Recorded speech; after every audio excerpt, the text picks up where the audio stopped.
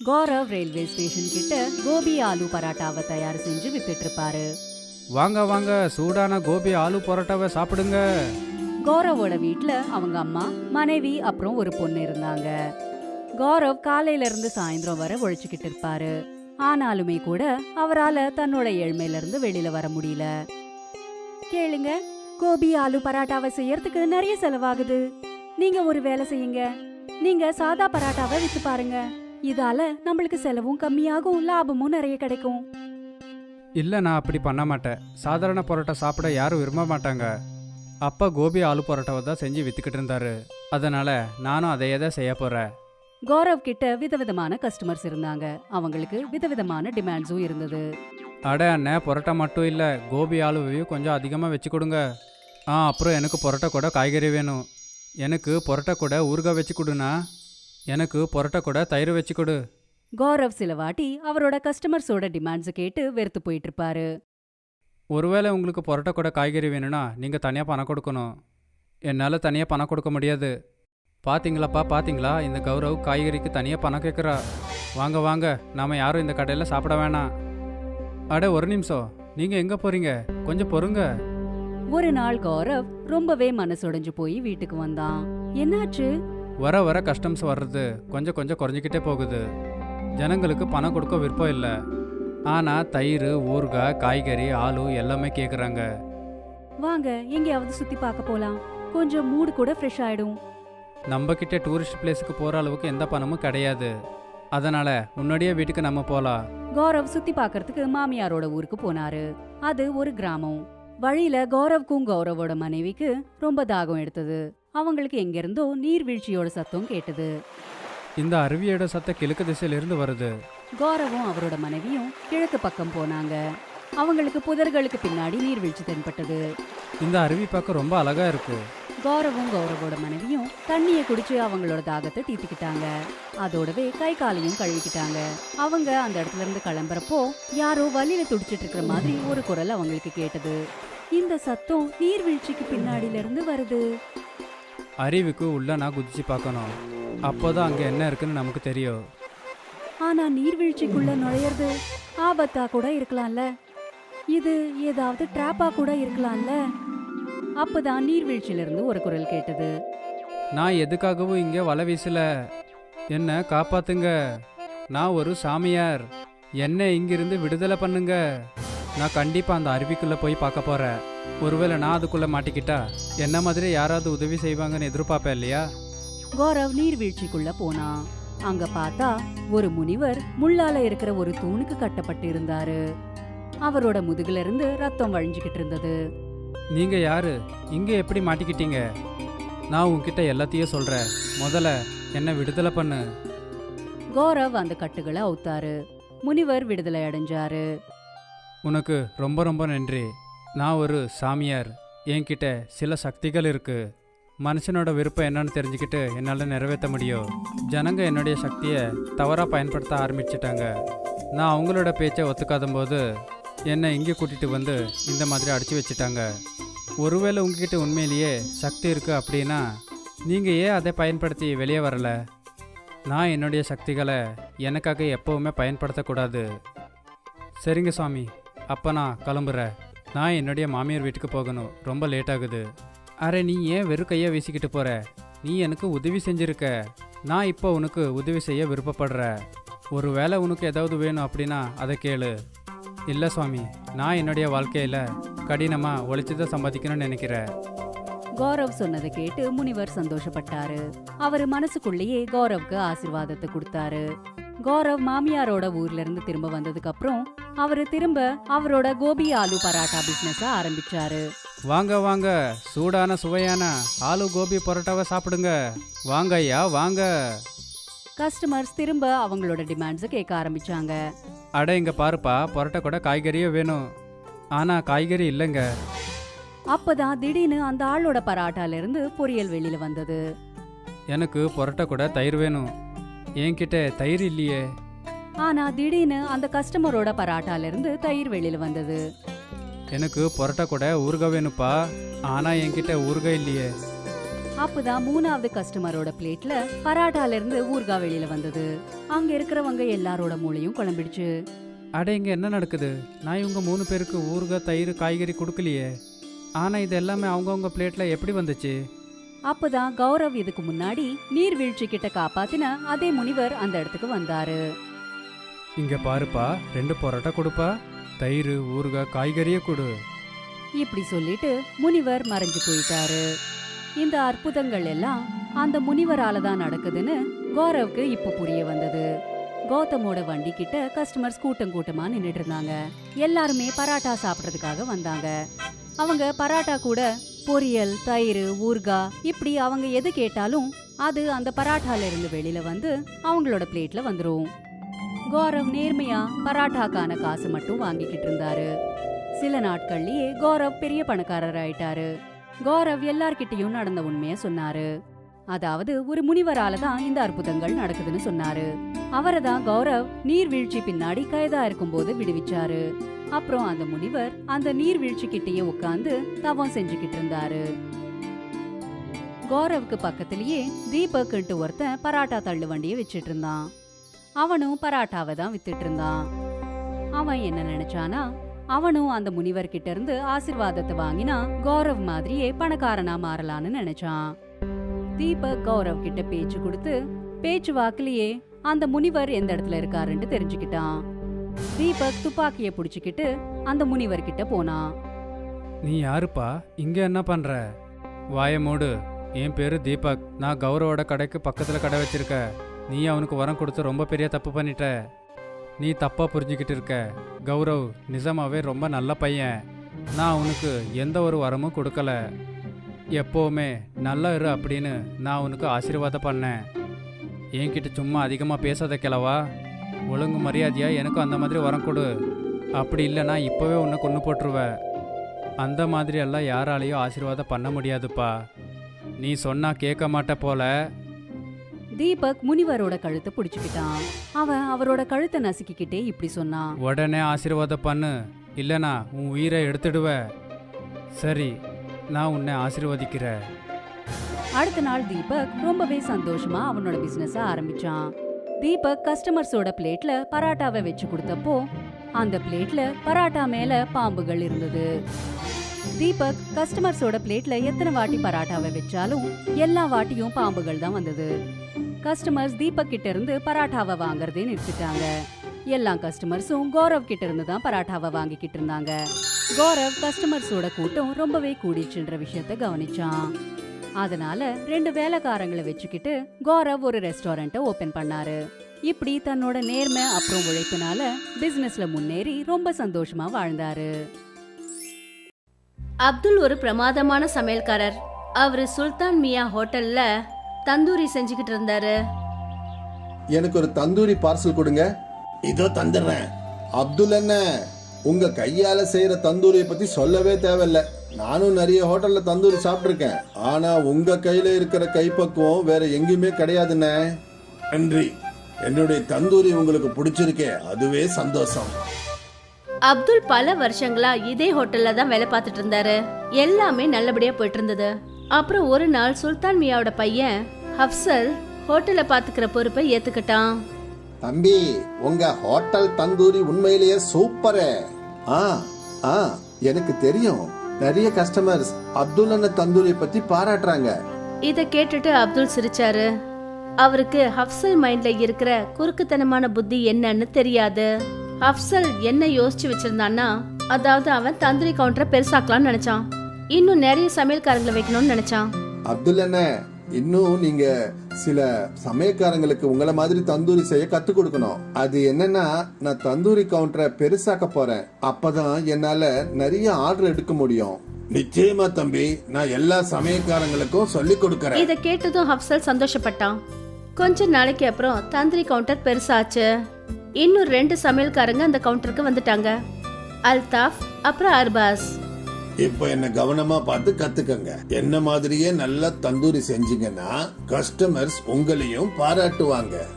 அப்துல் அவங்க 2 பேருக்கும் தந்தூரி எப்படி செய்யறதுன்னு நல்லா கத்து கொடுத்தாரு. கொஞ்ச நாள்லயே அவங்க 2 பேரும் அப்துல் மாதிரி தந்தூரி செய்ய கத்துக்கிட்டாங்க. எனக்கு நம்பிக்கை இருக்கு. பகல்ல இந்த ஹோட்டல் 2 மடங்கும் ராத்திரியில 4 மடங்கு வியாபாரம் நடக்கும். உங்க வாக்கு நிறைவேறட்டும் அப்துல் அண்ணே. அப்துல் அவங்க 2 பேருக்கும் நல்ல மனசோட தந்தூரி செய்யறது எப்படின்னு கத்து கொடுத்தாரு. ஆனா அப்சல் ரொம்பவே தந்திரமானவன். அவன் மைண்ட்ல பணம் சம்பாதிக்கிறது மட்டும்தான் குறிக்கோளா இருந்தது. அதனால அவன் புது கோழி பண்ணக்காரர்கிட்ட ஒப்பந்தம் பண்ணிக்கிட்டான்.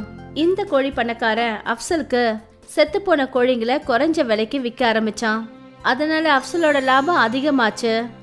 தந்திரி கவுண்டர் பெருசா இருந்ததுனால கஸ்டமர்ஸும் அதிகமாயிட்டாங்க.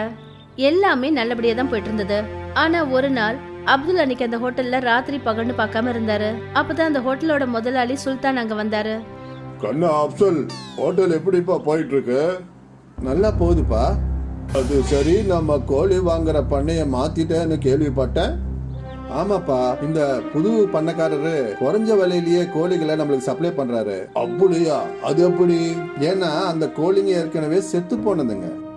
அரே அல்லா, ஏன்பா இந்த மாதிரி அநியாயத்தை செய்யற? இது பாவம்பா. இந்த பாவத்தை செய்யாத. அவ கொடுக்கற தந்தூரி சாப்பிட்டு யாருக்காவது உடம்பு சரியில்லாம போச்சுன்னா அப்புறம் அந்த அல்லா நம்மள மன்னிக்கவே மாட்டாரு கண்ணா. அப்படியெல்லாம் எதுவும் நடக்காதுப்பா. எல்லா ஹோட்டல்காரங்களும் இப்படிதான் செய்யறானுங்க. என் ஃப்ரெண்ட்ஸ் ஹோட்டல் எல்லாம் இப்படிதான் நடக்குது. இது வரைக்கும் எந்த நோயும் வந்ததில்லை, இனிமேலும் வராது. உனக்கு அறிகுறி சொல்ல வேண்டியது என்னுடைய கடமை. அதுக்கப்புறம் உன்னோட விருப்பம். இனிமே இந்த ஹோட்டல் உன்னுடையது. நீ தான் இதுக்கு முதலாளி. நல்லதோ கெட்டதோ அது எல்லாம் உன் கையில தான் இருக்கு. சரியா? சுல்தான் சார் அங்கேருந்து கிளம்பி போனாரு. அவங்க பேசினது எல்லாத்தையும் அப்துல் கேட்டுட்டாரு. கொஞ்ச நேரம் பொறுத்து அவரும் அவங்க வீட்டுக்கு போயிட்டாரு. ராத்திரி முழுக்க அப்துல் இதே விஷயத்தை பத்தி யோசிச்சுட்டு இருந்தாரு.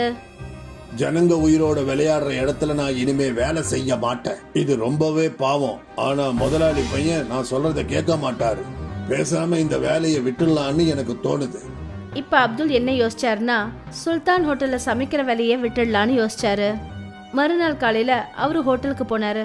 நேத்துக்கு நீங்க பேசுனதை நான் கேட்டுட்டேன். இனிமே இங்க வேலை செய்யறதுக்கு என் மனசாட்சி உறுத்துது. நான் இந்த ஹோட்டலை விட்டு போறதா முடிவு பண்ணிட்டேன். நல்லது. நீ என்ன நினைச்ச? நீ போயிட்டேன்னா இந்த ஹோட்டலை மூடிடுவேன் நினைச்சியா? அதான் இல்ல. ஆனா இதுக்கு மேல உனக்கு எந்த ஹோட்டல்லையும் வேலை கிடைக்காது. அது உறுதி அப்துல்லண்ணே. அத நான் ஏத்துக்கிறேன். வேலை இல்லாம நான் இருந்துருவேன். இந்த மாதிரி ஏமாத்தி சம்பாதிக்க நான் விரும்புறேன். அப்துல் இப்படி சொல்லிட்டு அங்கிருந்து போயிட்டாரு. அவரு நிறைய ஹோட்டல்ல வேலை தேடி அலைஞ்சாரு. ஆனா அவருக்கு வேலை எங்கேயும் கிடைக்கல. ரொம்ப நொந்து போய் ஒரு நாள் அவரு தன்னோட நண்பன் முஸ்தபா சைக்கிள் கடையில உட்கார்ந்துருந்தாரு. என்னப்பா ஆச்சு? இன்னைக்கு வேலை கிடைக்கலையா? இல்ல நண்பா, என்ன பண்றதுன்னு எனக்கு தெரியல. தந்தூரி பண்ற வேலையை தவிர வேற எந்த வேலையும் எனக்கு தெரியாது. வேற வேலை செய்ய சொல்லி உன்னை யார் சொன்னது? நான் என்ன சொல்ல வரேன்னா, நீயே சொந்தமா ஒரு தந்தூரி கவுண்டர் ஓபன் பண்ணா என்ன? அவ்வளவு பணம் என்கிட்ட இல்ல. தந்தூரி ரொம்ப விலை அதிகம். அது மட்டும் இல்லாம ஹோட்டல் வேணும் இல்ல, அதுக்கு வாடகை, இதுக்கெல்லாம் நான் எங்க போறது? உன்னுடைய எல்லா கேள்விக்கும் ஒரே ஒரு பதில் தான். கொஞ்ச நேரம் வெயிட் பண்ணு. முஸ்தபா 2 பழைய சைக்கிள் ரிம் எடுத்துட்டு வந்தாரு. அப்புறம் அதுல ஹோல்ஸ போட்டு ஒரு கம்பியை போட்டாரு.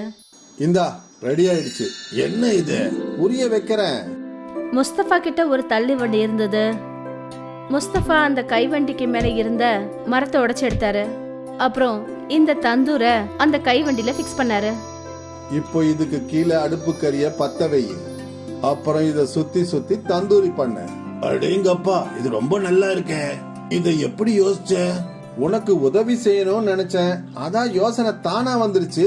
நன்றி நன்றி நண்பா. மறுநாள்ல இருந்து முஸ்தபா அந்த கைவண்டியில தந்தூரி விற்க ஆரம்பிச்சாரு. தந்தூரி செய்யறதுல முஸ்தபா கை தேர்ந்த ஆளு. ஆனா அவர்கிட்ட ஹோட்டல் இல்ல. அதனால அவரோட தந்தூரி விலையும் ரொம்ப குறைவா தான் இருந்தது. முஸ்தபாவோட தள்ளுவண்டி தந்தூரி கடையில கஸ்டமர்ஸ் கூட்டம் எப்பவுமே இருந்துகிட்டே இருந்தது. அதே சுல்தான் ஹோட்டல்ல ஃபுட் ஆஃபீஸர்ஸ் வந்து செக் பண்ணாங்க. அப்புறம் செத்து போன கோழியை சமைச்சு விற்கிறதுனால அவங்களோட ஹோட்டலுக்கு சீல் வச்சுட்டாங்க. அந்த குற்றத்துக்காக அப்சலுக்கு சிறை தண்டனை கொடுத்தாங்க. ஒருவேளை இதுதான் இயற்கையோட நியாயம் போல இருக்கு. நல்லவங்களுக்கு எப்பவும் நல்லதுதான் நடக்கும், அப்புறம் கெட்டவங்களுக்கு கெட்டதுதான் நடக்கும். இதுக்கு தான் சொல்லுவாங்க, நல்லதை மட்டும் செய், நல்லதே நடக்கும். அப்துல் ஒரு பிரமாதமான சமையல்காரர். அவரு சுல்தான் மியா ஹோட்டல்ல தந்தூரி செஞ்சுக்கிட்டு இருந்தாரு. எனக்கு ஒரு தந்தூரி பார்சல் கொடுங்க. இதோ தந்துடுறேன்.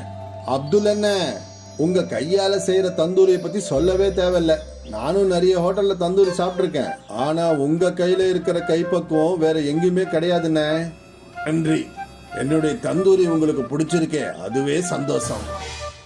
அப்துல் பல வருஷங்களா இதே ஹோட்டல்ல தான் வேலை பார்த்துட்டு இருந்தாரு. எல்லாமே நல்லபடியா போயிட்டு இருந்தது. அப்புறம் ஒரு நாள் சுல்தான் மியாவோட பையன் ஹப்சல் ஹோட்டலை பாத்துக்கிற பொறுப்பை ஏத்துக்கிட்டான். தம்பி, உங்க ஹோட்டல் தந்தூரி உண்மையிலேயே சூப்பரு. ஆ ஆ எனக்கு தெரியும். நிறைய கஸ்டமர்ஸ் அப்துல் அண்ணன் தந்தூரி பத்தி பாராட்டுறாங்க. இத கேட்டுட்டு அப்துல் சிரிச்சாரு. அவருக்கு ஹப்சல் மைண்ட்ல இருக்கிற குறுக்குத்தனமான புத்தி என்னன்னு தெரியாது. ஹப்சல் என்ன யோசிச்சு வச்சிருந்தான்னா, அதாவது அவன் தந்தூரி கவுண்டரை பெருசாக்கலாம்னு நினைச்சான். இன்னும் நிறைய சமையல்காரங்களை வைக்கணும்னு நினைச்சான். அப்துல் அண்ணன், இன்னும் நீங்க சில சமயக்காரங்களுக்கு உங்களை மாதிரி தந்தூரி செய்ய கத்து கொடுக்கணும். அது என்னன்னா, நான் தந்தூரி கவுண்டரை பெருசாக்க போறேன். அப்பதான் என்னால நிறைய ஆர்டர் எடுக்க முடியும். நிச்சயமா தம்பி, நான் எல்லா சமயக்காரங்களுக்கும் சொல்லி கொடுக்கறேன். இத கேட்டதும் ஹப்சல் சந்தோஷப்பட்டான். கொஞ்ச நாளைக்கு அப்புறம் தந்தூரி கவுண்டர் பெருசாச்சு. இன்னும் 2 சமையல்காரங்க அந்த கவுண்டருக்கு வந்துட்டாங்க, அல்தாஃப் அப்புறம் அர்பாஸ். இப்ப என்ன கவனமா பார்த்து கத்துக்கங்க. என்ன மாதிரியே நல்லா தந்தூரி செஞ்சீங்கன்னா கஸ்டமர்ஸ் உங்களையும் பாராட்டுவாங்க. அப்துல் அவங்க 2 பேருக்கும் தந்தூரி எப்படி செய்யறதுன்னு நல்லா கத்து கொடுத்தாரு. கொஞ்ச நாள்லயே அவங்க 2 பேரும் அப்துல் மாதிரி தந்தூரி செய்ய கத்துக்கிட்டாங்க. எனக்கு நம்பிக்கை இருக்கு, பகல்ல இந்த ஹோட்டல் 2 மடங்கும் ராத்திரியில 4 மடங்கு வியாபாரம் நடக்கும். உங்க வாக்கு நிறைவேறட்டும் அப்துல் அண்ணே. அப்துல் அவங்க 2 பேருக்கும் நல்ல மனசோட தந்தூரி செய்யறது எப்படின்னு கத்து கொடுத்தாரு. ஆனா அப்சல் ரொம்பவே தந்திரமானவன். அவன் மைண்ட்ல பணம் சம்பாதிக்கிறது மட்டும்தான் குறிக்கோளா இருந்தது. அதனால அவன் புது கோழி பண்ணக்காரர்கிட்ட ஒப்பந்தம் பண்ணிக்கிட்டான். இந்த கோழி பண்ணக்காரன் அப்சலுக்கு செத்து போன கோழிங்களை குறைஞ்ச விலைக்கு விற்க ஆரம்பிச்சான். அதனால அப்சலோட லாபம் அதிகமாச்சு. தந்தூரி கவுண்டர் பெருசா இருந்ததுனால கஸ்டமர்ஸும் அதிகமாயிட்டாங்க. எல்லாமே நல்லபடியா தான் போயிட்டு இருந்தது. ஆனா ஒரு நாள் அப்துல் அன்னைக்கு அந்த ஹோட்டல்ல ராத்திரி பகல்னு பார்க்காம இருந்தாரு. அப்பதான் அந்த ஹோட்டலோட முதலாளி சுல்தான் அங்க வந்தாரு. கண்ணா அப்சல், ஹோட்டல் எப்படிப்பா போயிட்டு இருக்கு? நல்லா போகுதுப்பா. அது சரி, நம்ம கோழி வாங்குற பண்ணைய மாத்திட்டேன்னு கேள்விப்பட்டேன். ஆமாப்பா, இந்த புது பண்ணக்காரரு குறைஞ்ச விலையிலேயே கோழிகளை நம்மளுக்கு சப்ளை பண்றாரு. அப்படியா? அது எப்படி? ஏன்னா அந்த கோழிங்க ஏற்கனவே செத்து போனதுங்க. அரே அல்லா, ஏன்பா இந்த மாதிரி அநியாயத்தை செய்யற? இது பாவம்பா. இந்த பாவத்தை செய்யாத. அவ கொடுக்கற தந்தூரி சாப்பிட்டு யாருக்காவது உடம்பு சரியில்லாம போச்சுன்னா அப்புறம் அந்த அல்லாஹ் நம்மள மன்னிக்கவே மாட்டாரு கண்ணா. அப்படியெல்லாம் எதுவும் நடக்காதுப்பா. எல்லா ஹோட்டல்காரங்களும் இப்படிதான் செய்யறானுங்க. என் ஃப்ரெண்ட்ஸ் ஹோட்டல் எல்லாம் இப்படிதான் நடக்குது. இது வரைக்கும் எந்த நோயும் வந்ததில்ல, இனிமேலும் வராது. உனக்கு அறிகுறி சொல்ல வேண்டியது என்னுடைய கடமை. அதுக்கப்புறம் உன்னோட விருப்பம். இனிமே இந்த ஹோட்டல் உன்னுடையது. நீ தான் இதுக்கு முதலாளி. நல்லதோ கெட்டதோ அது எல்லாம் உன் கையில தான் இருக்கு, சரியா? சுல்தான் சார் அங்கேருந்து கிளம்பி போனாரு. அவங்க பேசினது எல்லாத்தையும் அப்துல் கேட்டுட்டாரு. கொஞ்ச நேரம் பொறுத்து அவரும் அவங்க வீட்டுக்கு போயிட்டாரு. ராத்திரி முழுக்க அப்துல் இதே விஷயத்தை பத்தி யோசிச்சுட்டு இருந்தாரு. ஜனங்க உயிரோட விளையாடுற இடத்துல நான் இனிமே வேலை செய்ய மாட்டேன். இது ரொம்பவே பாவம். ஆனா முதலாளி பையன் நான் சொல்றத கேட்க மாட்டாரு. பேசாம இந்த வேலையை விட்டுடலான்னு எனக்கு தோணுது. இப்ப அப்துல் என்ன யோசிச்சாருன்னா, சுல்தான் ஹோட்டல்ல சமைக்கிற வேலையை விட்டுடலான்னு யோசிச்சாரு. மறுநாள் காலையில அவரு ஹோட்டலுக்கு போனாரு.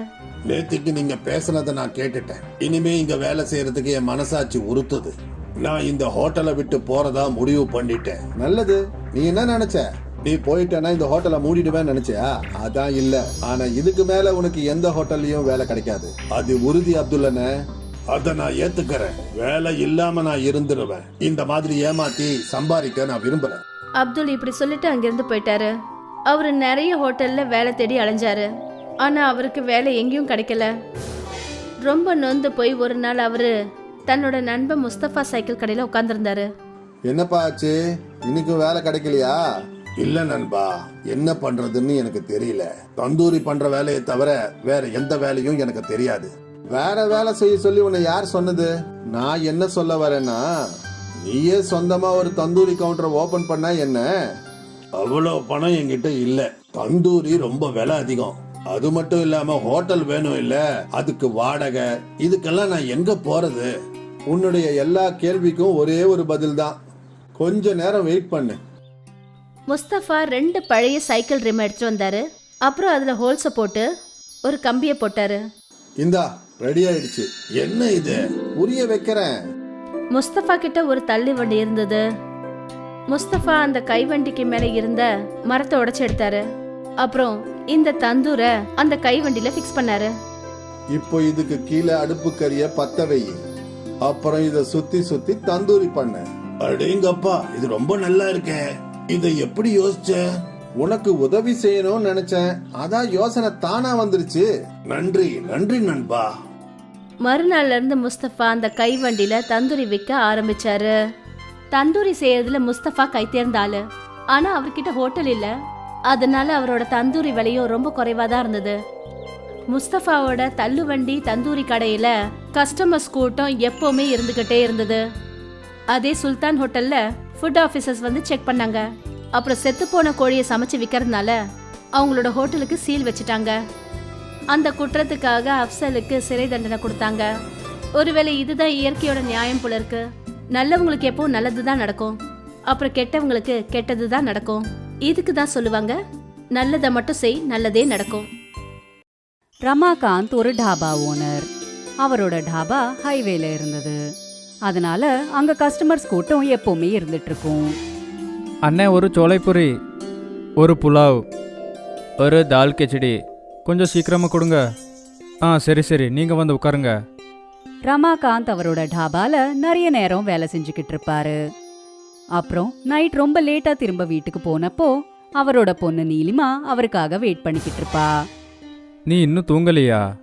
அப்பா, நீங்க சாப்பிடுறதுக்கு முன்னாடியே நான் என்னைக்காவது தூங்கியிருப்பேனா சொல்லுங்க. இப்போ வரைக்கும் இல்லை, இதுக்கப்புறம் நடக்கலாம் இல்லையா? அது ஏன்பா? ஏன்னா நான் உன்னுடைய கல்யாணத்துக்காக மாப்பிள்ளைய பார்த்துட்டேன். என்னப்பா, எனக்கு கல்யாணம் பண்ணிக்கணும்னு இல்ல. எல்லா பொண்ணுங்களும் இப்படிதான் சொல்லுவாங்க. ஆனா மாமியார் வீட்டுக்கு போனதுமே அவங்களோட அம்மா அப்பாவே மறந்துருவாங்க. அவங்க செய்வாங்க போல. ஆனா நான் அப்படி கிடையாது. அப்பா, நம்ம கூடவே இருக்கிற மாதிரி ஒரு பையனை நீங்க எனக்காக பார்க்கலாம் இல்ல? உங்க பொண்ணுக்கு வீட்டோட மாப்பிள்ளை வேணும் போல. இங்க பாருமா பொண்ணு, இன்னொருத்தவங்க வீட்டுக்கு நீ போயே தான் ஆகணும். அதுதானம்மா சரி. அப்படின்னா நீங்க என்ன உங்ககிட்ட இருந்து தூரமாக்க நினைக்கிறீங்களா? அப்படியெல்லாம் இல்லை, ஆனால் உன்னுடைய கல்யாணத்தை செஞ்சுதானே ஆகணும். நான் உனக்கு எப்படிப்பட்ட மாப்பிள்ளையை தேடுறேன்னு உனக்கு தெரியுமா? அவன் உன்னை பார்த்துக்கிறதுல எங்கள் 2 பேருடைய ஞாபகமே உனக்கு வரக்கூடாது. என்னப்பா நீங்களும்? அட, நீங்க 2 பேரும் பேசி முடிச்சிட்டீங்கன்னா சாப்பிட வாங்க. ரொம்ப ராத்திரி ஆயிடுச்சு. சரி. ரமாகாந்த் அவரோட பொண்ண ரொம்பவே நேசிப்பாரு. ஆனா கூடிய சீக்கிரத்திலேயே அவரோட பொண்ணு கல்யாணம் பண்ணிக்கிட்டு போயிடுவா. இதனால இப்போ ரமாகாந்த் இன்னும் நிறைய நேரம் டாபால வேலை செஞ்சுக்கிட்டு இருந்தாரு. என்னாச்சு முதலாளி, இன்னைக்கு இவ்வளோ நேரமாச்சு, ஆனால் டாபாவை மூடவே இல்லையே. டைம் ஆயிடுச்சுதா, ஆனால் இன்னும் சில கஸ்டமர்ஸுங்க வருவாங்களான்னு பார்த்துக்கிட்டு இருக்க. எப்படியோ என்னோட பொண்ணு கல்யாணத்துக்கு பணம் சேர்க்கணும் இல்லையா? சரிங்க முதலாளி, சின்ன முதலாளி அம்மாவோட கல்யாணத்தை நாம் கிராண்டாக பண்ணலாம். கண்டிப்பா. ரமாகாந்தோட வேலைக்காரங்க கூட அவருக்கு சப்போர்ட் பண்ணாங்க. அவங்க கூட ஓவர் டைம் செஞ்சுக்கிட்டு இருந்தாங்க. 1 மாசத்துக்கு அப்புறம் நீலிமாவை பார்க்கறதுக்கு பையன் வீட்ல இருந்து வந்தாங்க. அவங்களுக்கு நீலிமாவை ரொம்ப பிடிச்சு போச்சு. 2 மாசத்துக்கு அப்புறம் ஒரு நல்ல முகூர்த்த நாள் இருக்கு. இவங்க 2 பேருக்கு அன்னைக்கு கல்யாணத்தை வச்சிடலாமே. சரிங்க புரோகிதரே. நீலிமாவோட கல்யாணம் நிச்சயமாயிடுச்சுன்னு எல்லாருமே சந்தோஷப்பட்டாங்க. ரமாகாந்த் எல்லா இடங்கள்ல இருந்தும் காசு சேர்த்து வச்சிட்டு இருந்தாரு. அவரோட பொண்ணோட கல்யாணத்துக்கு எந்த ஒரு குறையும் இருக்கக்கூடாதுன்னு நினைச்சாரு. ஆனா ஒரு நாள் அவரு ரொம்ப அவசரத்துல ஹைவேய கிராஸ் பண்ணிட்டு இருக்கும்போது அப்பதான் திடீர்னு அவரை ஒரு ட்ரக் மோதிடுச்சு. அவர் அந்த இடத்துலயே இறந்துட்டாரு.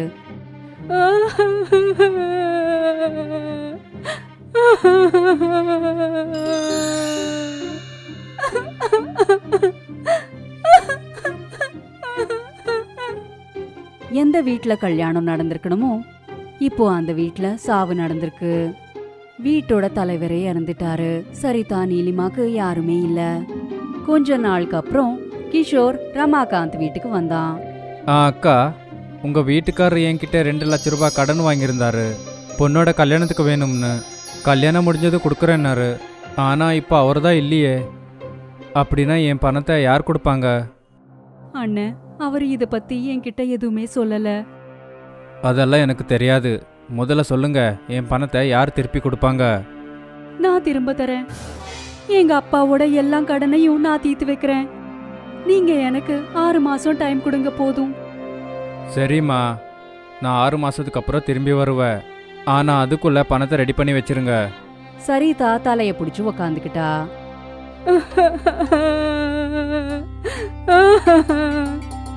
அம்மா, நீ கவலைப்படாத, எல்லாம் சரியாயிடும். ஆனா இந்த கடனை நாம எப்படி தீர்க்கறது? வேலை செஞ்சு நான் அப்பாவோட டாபாவை நடத்துறேன். ஆனா கண்ணு, நீ எப்படிமா இதெல்லாம் பண்ணுவ? பண்ணுவேம்மா, அப்பா என் கூடவே இருக்காரு. அப்புறம் நீலிமா அடுத்த நாளே டாபாக்கு போனா. தாத்தா, இன்னிலிருந்து நான் டாபாவை பாத்துக்கிறேன். சரிம்மா, உங்க அப்பா எங்களுக்கு நிறைய உதவிகளை செஞ்சிருக்காரு. நாங்க எல்லாரும் உனக்கு துணையா இருப்போம். உங்ககிட்ட இருந்து அதுதான் எதிர்பார்க்கறேன். டாபால வண்டிங்க நிக்க ஆரம்பிச்சது. ஜனங்க சாப்பிட வந்துட்டு இருந்தாங்க. நீலிமா எல்லாரோட ஆர்டரையும் அப்புறம் காசை வாங்கிட்டு இருப்பா. அவ காலையில இருந்து ராத்திரி வர டாபாவை பாத்துக்கிட்டு இருந்தா. டாபாவை மூடுற நேரத்துல நீலிமா காசு எவ்வளவு வந்திருக்குன்னு பார்த்தா. இன்னைக்கு வெறும் 3000 ரூபாய் தான் கலெக்ஷன் ஆயிருக்கு. 1500 ரூபாய் மட்டும்தான் லாபம் வந்திருக்கு. இப்படியே போய்கிட்டு இருந்தா நான் கிஷோர் மாமாவோட கடனை எப்படி தீர்க்க முடியும்? கடவுளே, எனக்கு உதவி பண்ணுங்க. இப்படியே பல நாட்கள் வர நீலிமா கஷ்டப்பட்டு வேலை செஞ்சுக்கிட்டு இருந்தா. ஆனா அவ சம்பாதிக்கிற லாபம் எப்பவுமே கம்மியா தான் இருந்தது. அவ கொஞ்சம் கூட சந்தோஷமா இல்ல. நிறைய நாள் கடந்தது. ஒரு நாள் எல்லா வேலைக்காரங்களும் கிளம்பிட்டாங்க. அப்புறம் நீலிமா டாபாவை க்ளோஸ் பண்ணிட்டு இருந்தா. அப்பதான் ஒரு வயசான துறவி நீலிமா கிட்ட வந்தாரு. இங்க பாருமா, நான் 2 நாளா பட்னியா இருக்கேன். சாப்பிட ஏதாவது இருந்தா கொஞ்சம் கொடுக்குறியா? வாங்க, உட்காருங்க. ஆனா இங்க பாருமா, என்கிட்ட உனக்கு கொடுக்கறதுக்கு எந்த ஒரு பணமும் இல்ல. பரவாயில்ல. நீலிமா கிச்சனுக்கு போனா. அங்க பொரியல் இருந்தது, ஆனா ரோட்டி இல்ல. அந்த இடத்துல ரோட்டி செய்யறதுக்கான மாவு இருக்கிறத நீலிமா பார்த்தா. அவ உடனே அடுப்ப பத்த வச்சு ஒரு பானை மேல 2 ரொட்டிகளை தயார் செஞ்சா. அப்புறம் பொரியலோட சேர்த்து அவ செஞ்ச ரொட்டிகளை அந்த துறவிக்கு பரிமாறினா. துறவி ரொம்பவே பசியோட இருந்தாரு. சாப்பாட பார்த்ததுமே அவரு சாப்பிட ஆரம்பிச்சிட்டாரு. சாப்பிட்டு முடிச்சதுக்கு அப்புறம் அவரு தன்னோட கைகளை கழுவிக்கிட்டாரு. ரொம்ப ரொம்ப நன்றிமா. நீ இன்னைக்கு ஒரு ஏழையோட வயித்தை நெருப்பிருக்க. அந்த கடவுள் உன்னை எப்பவுமே நல்லா வச்சிருப்பாரு. அந்த கடவுள் கிட்ட நான் உனக்காக கண்டிப்பா வேண்டிக்கிறேன். எனக்காக வேண்டாம், எங்க அப்பாக்காக பிரார்த்தனை செய்யுங்க. அவர் இப்போ இந்த உலகத்துல இல்ல. கொஞ்ச நேரத்திலேயே அந்த துறவி நீலிமாவோட கடந்த காலத்தை பத்தி தெரிஞ்சுக்கிட்டாரு. நீ உண்மையிலேயே ரொம்ப நல்ல பொண்ணுமா. உன்னுடைய இந்த போராட்டத்துல கண்டிப்பா நான் உனக்கு உதவி செய்யறேன். எந்த பாத்திரத்துல நீ இந்த ரொட்டியை செஞ்சியோ அந்த பாத்திரம் இன்னிலிருந்து ஒரு மந்திர பாத்திரமா மாறும். யாரெல்லாம் நீ அந்த பாத்திரத்துல செஞ்சு கொடுத்த ரொட்டியை சாப்பிட்றாங்களோ அவங்க கண்டிப்பா இன்னொரு ரொட்டியை சாப்பிடாம இருக்க மாட்டாங்க. அப்போ கண்டிப்பா நீ பல மடங்கு பணத்தை நீ அது மூலமா சம்பாதிப்ப. அந்த துறவி நீலிமாக்கு ஆசீர்வாதம் கொடுத்து அங்க இருந்து கிளம்பி போயிட்டாரு. அப்புறம் நீலிமா டாபாவை க்ளோஸ் பண்ணி வீட்டுக்கு கிளம்பிட்டா. அடுத்த நாள் நீலிமா டாபாவை திறந்தா. எப்பயும் போலவே கஸ்டமர்ஸும் வந்தாங்க. ஒரு கஸ்டமர் பானை ரொட்டியை ஆர்டர் பண்ணா. இன்னொரு பானை ரொட்டி. அவன் 2வது ரொட்டியை கூட சாப்பிட்டான். இன்னொன்னு கொடுமா. அட என்னப்பா, நீ 3வது பானை ரொட்டியே கேட்குற. என்ன பண்றது, இது வரைக்கும் நான் இந்த மாதிரி சுவையான பானை ரொட்டியை நான் சாப்பிட்டதே இல்லப்பா. நீயும் சாப்பிட்டு பாரு. அப்புறம் என்ன, யாரெல்லாம் பானை ரொட்டியை ஆர்டர் பண்ணாங்களோ அவங்க திரும்ப திரும்ப ஆர்டர் செஞ்சிட்டு இருந்தாங்க. நாள் முழுக்க பானை ரொட்டியை தயார் செஞ்சிட்டு இருந்தாங்க. ராத்திரி நேரத்துல நீலிமா காசு எவ்வளவு வந்திருக்குன்னு பார்த்தப்போ அவ ஷாக் ஆயிட்டா. ஒரே நாள்ல அவளோட லாபம் 10 மடங்கு ஆயிடுச்சு. இன்னைக்கு லாபம் 15,000. அவ சந்தோஷமா வீட்டுக்கு போனா. அவ தன்னோட அம்மா கிட்ட எல்லாத்தையும் சொன்னா. கண்ணு, இது எப்படி சாத்தியமாகும்? அம்மா, இதெல்லாம் அந்த துறவியோட ஆசீர்வாதம் தான். அவரோட ஆசீர்வாதத்தால அந்த பானை மந்திர பானையா மாறிடுச்சு. இனி அப்பாவோட கடனை சீக்கிரமா அடைச்சிடலாம். கடவுளுக்கு கோடான கோடி நன்றிகள். நீலிமா இப்போ சந்தோஷமா இருந்தா. அவ டாபால ரொம்ப சந்தோஷமா வேலை செஞ்சுட்டு இருந்தா. ஒரு மாசத்துக்கு அப்புறம் கிஷோர் நீலிமாவோட டாபாக்கு வந்தான். இங்க பாருமா, உனக்கு ஞாபகம் இருக்குல்ல, ஒரு மாசம் முடிஞ்சு போச்சு. ஞாபகம் இருக்கு. நீலிமா கல்லால இருந்து 2 லட்சம் ரூபாவை எடுத்து கிஷோரோட கையில கொடுத்துட்டா. இந்தாங்க உங்க காசு. இவ்வளோ சீக்கிரமாவா? ஏமா இவ்வளோ பணத்தை இவ்வளோ சீக்கிரமா எப்படி ரெடி பண்ண முடிஞ்சிச்சு? கடவுளோட தயவால. நீலிமா கிஷோரோட காதுல அவளோட மந்திர பானைய பத்தி சொன்னா. அன்னில இருந்து வியாபாரம் நல்லா போயிட்டு இருக்கு, வருமானமும் கூடிடுச்சு. நல்ல விஷயந்தா. நீ எப்பவுமே இப்படியே நல்லா இருக்கணுமா? என்னுடைய ஆசீர்வாதம் எப்பவுமே உனக்கு இருக்கும். கிஷோர் நீலிமாக்கு ஆசீர்வாதத்தை கொடுத்து அங்கிருந்து கிளம்பிட்டான். ஆனா அவனோட மனசுல பொறாமை இருந்தது. ராத்திரி டாபா க்ளோஸ் ஆனதுக்கு அப்புறம் கிஷோர் அந்த மந்திர பானையை திருடுறதுக்கு டாபாக்குள்ள வந்தான். ஆனா கிஷோர் அந்த பானையை தொட்ட உடனே பானை சூடாக ஆரம்பிச்சது. அந்த பானை எவ்வளவு சூடாயிட்டு இருந்ததுன்னா அது சிகப்பா மாறிடுச்சு. இதனால கிஷோர் கை எரிஞ்சிடுச்சு. என்னுடைய கையி, ஐயோ என்னுடைய கையி, உஃப் உஃப் உஃப் உஃப். கிஷோருக்கு அவனோட பேராசைக்கு தண்டனை கிடைச்சது. அவனுக்கு அந்த மந்திர ரோட்டி பானையும் கிடைக்கல, அதோடவே அவனோட கைகளும் எரிஞ்சிடுச்சு. இதனால நாம எப்பவுமே பேராசைப்படக்கூடாது.